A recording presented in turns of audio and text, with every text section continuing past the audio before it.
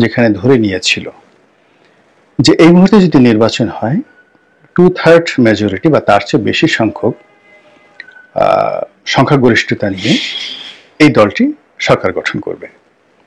এমনকি আওয়ামী লীগ যদি আসে, সব দলও যদি আসে, বিএনপির যে জনপ্রিয়তা সেই জনপ্রিয়তায় রীতিমতো জোয়ার এসে যাবে। কিন্তু দিন যত যাচ্ছে ততই নির্বাচনের যে বিষয়টি এটি নিয়ে মানুষের মধ্যে অনিশ্চয়তা বাড়ছে। বিএনপির ক্ষমতা লাভ নিয়ে বিতর্ক হচ্ছে।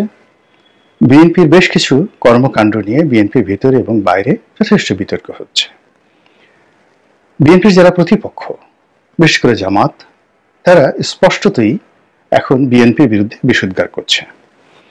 সারা বাংলাদেশে যে সকল চাঁদাবাজি হচ্ছে, খুন খারাপি হচ্ছে, মারামারি হচ্ছে, কাটাকাটি হচ্ছে, সামাজিক অপরাধ হচ্ছে, দখলবাজি হচ্ছে, আওয়ামী লীগের বিরুদ্ধে যে সকল দুর্নাম এবং বদনাম ছিল সেই দুর্নাম এবং বদনামের জায়গাগুলো যারা এই মুহূর্তে অধিকার করে আছে তাদের একটা বিরাট সংখ্যক বিএনপি নেতাকর্মী বলে বিএনপির যারা প্রতিপক্ষ তারা সমালোচনা করছে।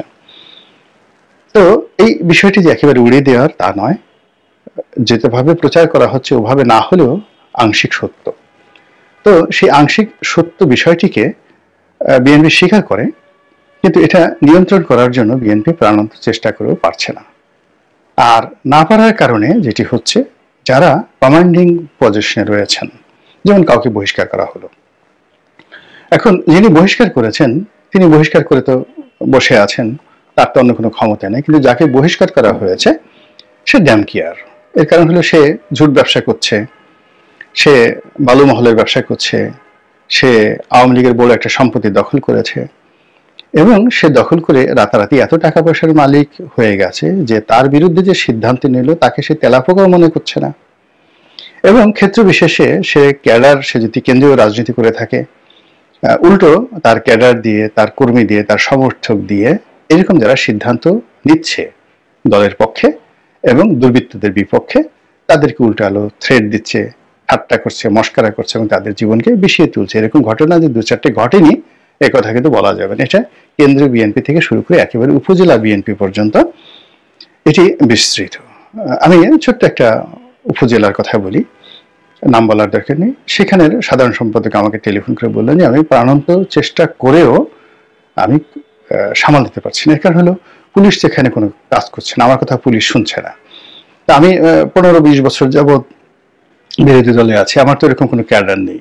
তো দলের একেবারে নতুন প্রজন্মের যাদের বয়স 22 থেকে 23 বছর, তারা সেই গ্রাম অঞ্চলে গিয়ে সেই অমুক আওয়ামী লীগের বাড়ি থেকে একটা গরু নিয়ে আসছে, তারপরে শেষে অমুক বাড়ি থেকে 10টা মুরগি নিয়ে আসছে। গ্রামে দেখা গেল যে ছোট 16-17 বছরের গরিব মানুষের সন্তান এখন বিএনপি করে। এখন তারা কি করলো, এক বাড়ি থেকে জোর করে 20টা মুরগি নিয়ে আসলো, এনে সে একটা পিকনিক করলো ধান খেতের মধ্যে। কিন্তু এইটা শিশু সুলভ, এটা একেবারে অনেক আগেও এটা চুরি করে করতো, কিন্তু এখন সেটা চুরি না করে প্রকাশ্যে তারা হয়তো ধরে নিয়ে আসছে এনে, তারপরে শেষে এরকম মুরগি জবাই করে জিয়াফত তারা করলো, বা একটা ছাগল জবাই করে জিয়াফত করলো, এবং এটার বদনাম সারা উপজেলাতে ছড়িয়ে পড়লো। আর নেতারা ওই সকল যাকে বলা হয় কিশোর, এদেরকে আপনি কিশোর গ্যাং বলতে পারেন, সেই কিশোর গ্যাংয়ের বিরুদ্ধে তারা কিছুই করতে পারছে না, কেন এদের বিরুদ্ধে কাজ করার জন্য রাষ্ট্র ক্ষমতা দরকার, রাষ্ট্র শক্তি দরকার। এভাবে টেকনাফ থেকে তেঁতুলিয়া পর্যন্ত প্রায় প্রতিদিনই অহরহ এই ঘটনা ঘটছে। এবং এটা বিএনপি যখন এইভাবে এই কাজগুলো করছে, তার সঙ্গে পাল্লা দিয়ে যার যেখানে ক্ষমতা, জামাতে যেখানে ক্ষমতা দেয় সেখানে জামাতের এই ধরনের নেতাকর্মীদের বিরুদ্ধেও কিন্তু এই একই অভিযোগ আসছে।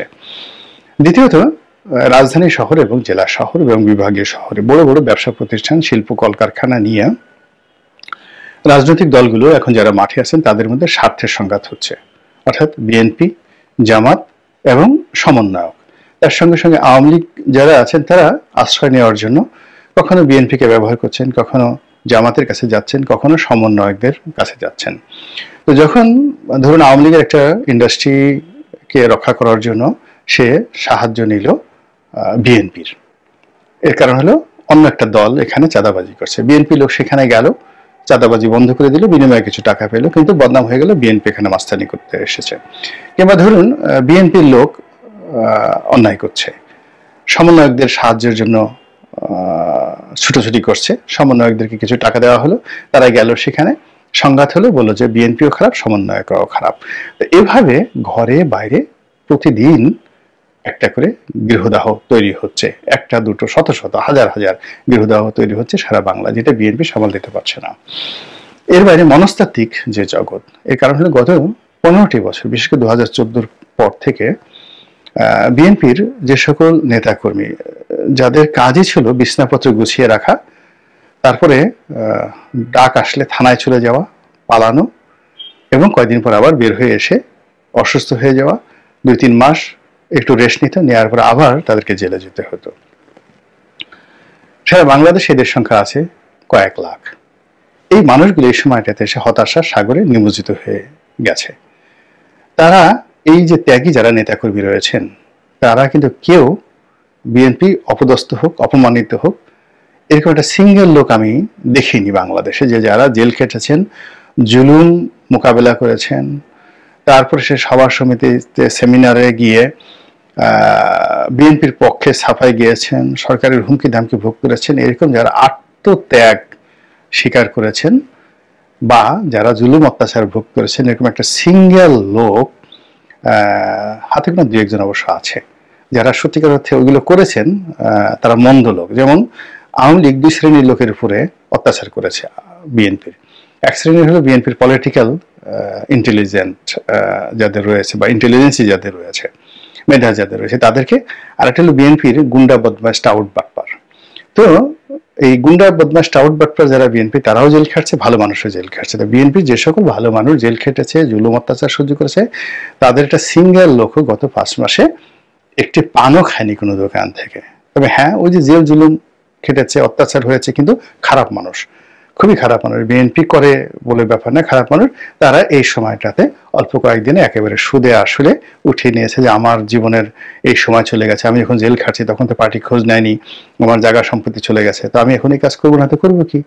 বিএনপি কবে ক্ষমতা আসে বা না আসে এটার জন্য কি আমাকে বসে থাকতে হবে নাকি?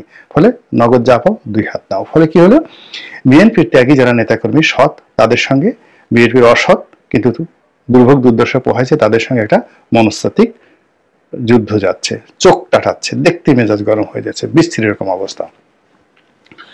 এরপর বিএনপির প্রথম সারি যারা নেতৃবৃন্দ রয়েছেন, তারা সংগত কারণেই জামাতের ব্যাপারে বিক্ষুব্ধ, ভীষণ রকম বিক্ষুব্ধ, এবং এখন জামাতের সঙ্গে বিএনপির শীর্ষ নেতাদের সঙ্গে সেই বাহাত চলছে, অলমোস্ট এভরিডে বাহাত চলছে, যেটি আগামী দিনগুলোতে হাতাহাতির পর্যায়ে যাবে।